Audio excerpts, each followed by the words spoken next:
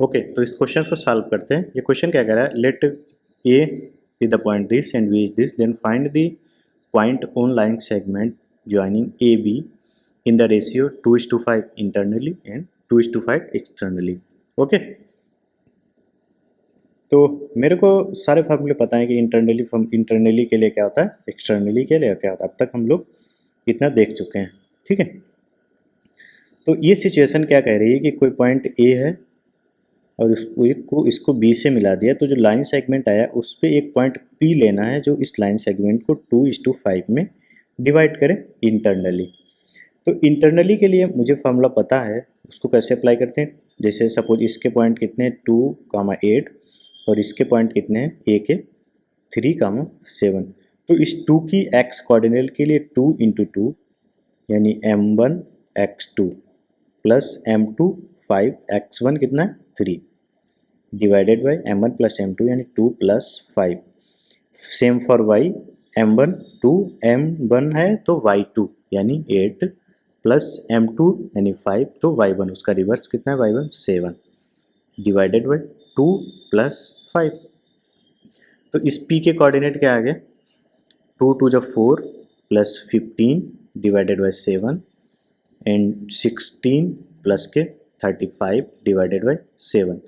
तो इसको अगर हम फर्दर सॉल्व कर लें तो इस पॉइंट के कोऑर्डिनेट हमारे पास क्या निकल के आ गए 19/7 एंड 51/7। ठीक है, ये तो फर्स्ट पार्ट का आंसर हो गया। एंड सेकेंड पार्ट में क्या कह रहा है, यही लाइन सेगमेंट है, इसी लाइन को एक पॉइंट क्यू लेना है जो इसी रेशियो में डिवाइड करे, बट होना कैसा चाहिए, एक्सटर्नल डिवीजन होना चाहिए। ठीक है, तो ये तो हमारा पॉइंट ए हो गया और ये पॉइंट बी हो गया।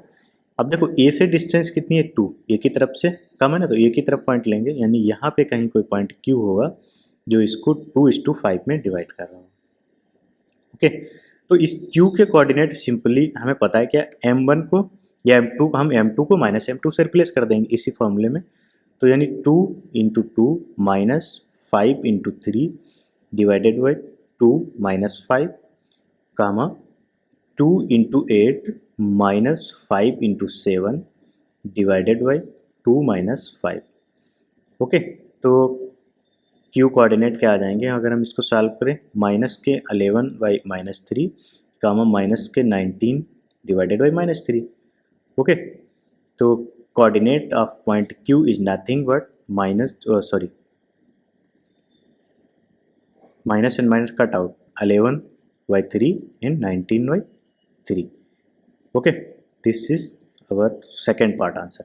यानी देखो क्यू के कोऑर्डिनेट्स अलग हैं, पी के अलग हैं। क्यों? क्योंकि पी इंटरनली डिवाइड कर रहा है तो ए बी के कहीं बीच में है, जबकि क्यू एक्सटर्नली डिवाइड कर रहा है, इसका मतलब वो ए बी के साइड आउटसाइड है, तो जाहिर सी बात है कोऑर्डिनेट अलग आएंगे। So I hope you understand this question. एक और क्वेश्चन लेते हैं, सेकंड क्वेश्चन मान लिया।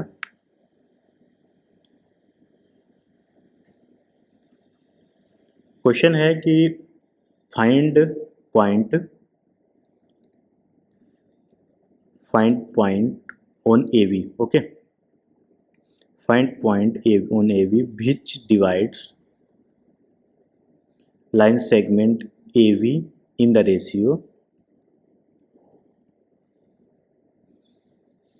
5:9 what externally। देखो हर क्वेश्चन में मैं बता रहा हूँ कि डिवीजन इंटरनली एक्सटर्नली। ओके, तो पॉइंट जहाँ पॉइंट ए के कोऑर्डिनेट सपोज हैं -3, 7 एंड बी के कोऑर्डिनेट हैं 8, -5। ठीक है, तो ये क्वेश्चन क्या कह रहा है कि ए पॉइंट है एंड बी पॉइंट है। ए के कोऑर्डिनेट दे रखे हैं -3, 7, बी के कोऑर्डिनेट दे रखे हैं 8, -5 और इसको कोई पॉइंट क्यू जो कि एक्सटर्नली डिवाइड कर रहा है 5:9 में, यानी पॉइंट इस साइड होगा क्योंकि 5:9 में। ठीक है, मान लिया ये पॉइंट क्यू है, तो हमें क्यू के कोऑर्डिनेट चाहिए। क्यू के कोऑर्डिनेट के लिए मेरे को कुछ नहीं करना है, 5 × 8, 5 एक्चुअली प्रोसेस में 5 × 8, m को माइनस से रिप्लेस कर देंगे यानी 9 × -3। ओके, ये नहीं होगा कि इस -3 को 3 लिख लें, डिवाइडेड बाई 5, m को माइनस से रिप्लेस कर दिया, कामा 5 इंटू -5, ये पॉइंट -5 है ना, -5 माइनस से रिप्लेस कर दिया 9 इंटू 7 बाई 1 7 है ना, डिवाइडेड बाई 5 - 9। तो इस फॉर्मूले को अप्लाई करना है, जस्ट दैट्स इट। तो इस कोऑर्डिनेट इसके क्या आ जाएंगे जब हम इसको सॉल्व करेंगे, -67/4 इन 84/4। ठीक है, तो ठीक है ना। एक्सटर्नल डिवीजन में कैसे अप्लाई करेंगे ये देख लिया। इसके बाद एक नोट लिखते हैं। नोट क्या कह रहा है, अगर पॉइंट पी कोई भी पॉइंट है, कोई अगर इंटर मिड पॉइंट है ए बी का, ठीक है, for mid point for mid point use क्या करेंगे, use m1 equal to m2 equal to 1, यानी दोनों अगर मिड पॉइंट है इसका मतलब उस पॉइंट की ए से भी डिस्टेंस 1, बी से डिस्टेंस 1, यानी उसका डिस्टेंस का रेशियो 1 रहना चाहिए, तो 1 1 मान लेता हूँ मैं।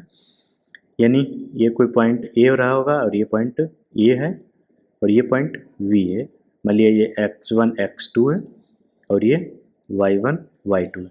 इस पर मुझे मिड पॉइंट चाहिए, यानी ए भी रेशियो 1 है, ए भी रेशियो 1 है, मिड है तो इसका मतलब इंटरनल ही होगा, ऐसा नहीं एक्सटर्नल में मिड हो जाए। तो पॉइंट पी के कोऑर्डिनेट हम इजीली लिख सकते हैं x1 plus x2 m1 plus m2 यानी 2 divided by y1 plus y2 divided by 2। Okay, तो ये मिड पॉइंट के लिए यूज कर लेंगे। अब यहाँ पे तो ठीक है कि अब क्या मेरे पे ऐसा पॉसिबल हो सकता है कि मिड पॉइंट आउटसाइड हो जाए। मिड पॉइंट लाइन का तो इसका मतलब उस दोनों ए बी के बीच में होगा। ठीक है, तो एक नोट लिखते हैं इसके रिगार्डिंग कि क्या किसी भी लाइन को हम किसी भी रेशियो में इंटरनली एक्सटर्नली डिवाइड कर सकते हैं क्या। ठीक है, तो अगर डिवीजन इंटरनल है तो कोई भी रेशियो लोगे इसके बीच में कहीं ना कहीं पॉइंट हमें मिल जाएगा। मतलब हम इंटरनली में तो कहीं पॉइंट हम एक ऐसा जरूर फाइंड कर लेंगे, किसी भी रेशियो को आप दो उसके अकॉर्डिंग हम एक पॉइंट पी फाइंड कर लेंगे। बट क्या एक्सटर्नली डिवीजन में ऐसा हो पाएगा?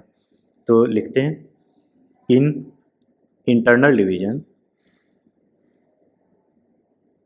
internal division any ratio is possible, okay, but in external division 1:1 is not possible। ये ऐसा नॉट पॉसिबल क्यों हो रहा? अगर हम देखें कि इसका एक्सटर्नल डिवीजन का फॉर्मूला क्या होता है, कोई भी डिवीजन है उसमें ऊपर कुछ भी रहे नीचे 1 - 1 ही आएगा। m1 m2 अगर सेम है, ऐसे ऊपर कोई पॉइंट कैलकुलेशन रही होगी, बट m1 अगर m2 सेम है तो m1 - m2 यही होगा। अब जब नीचे m1 - m2 ये यानी 0 जा रहा है तो इसका मतलब ये ऊपर कोऑर्डिनेट टेंड्स टू इन्फिनिटी करेगा। इसका मतलब ये क्या हो गया, नॉट डिफाइंड। जब नॉट डिफाइंड हो गया तभी हम कहते हैं कि एक्सटर्नल डिवीजन में हम 1:1 के 1 का पॉइंट कभी भी नहीं फाइंड कर सकते। क्वेश्चन कर लेते हैं मिड पॉइंट से रिलेटेड। तो क्वेश्चन क्या है कि किसी भी ट्रायंगल्स के साइड्स के मिड पॉइंट मुझे गिवन है और मुझे उस ट्रायंगल का वर्टेक्स फाइंड करना है। ठीक है, तो इसको लैंग्वेज में लिख लेते हैं, let mid point of sides of triangle ABC is suppose 2, 3, 3, 7 and last midpoint है -2, 1। okay, then find vertex क्या होंगे, ABC, okay, of triangle ABC। तो क्वेश्चंस को हम अगर इसको मैथमेटिकली कन्वर्ट करें तो ये क्वेश्चन कह रहा है कि हमारे पास ये कोई ट्रायंगल है, ठीक है, जिसके कोऑर्डिनेट क्या हैं, ए, इसके ये है मान लिया ये, और ये वी है, ये सी वर्टेक्स है। तो इसके मेरे को क्या दे रखे हैं, मिड पॉइंट दे रखे हैं। इस ये वाला मान लिया मिड पॉइंट है 2, 3 एंड वी के सामने मान लिया 3, 7 और ये मिड पॉइंट है सपोज -2, -1। तो एक मेथड क्या है कि हम ए बी सी के जनरल पॉइंट मान लें। मान लिया इसका मान लिया मैंने x1 y1 और इसका मान लिया x2 y2 और इसका मान लिया x3 y3।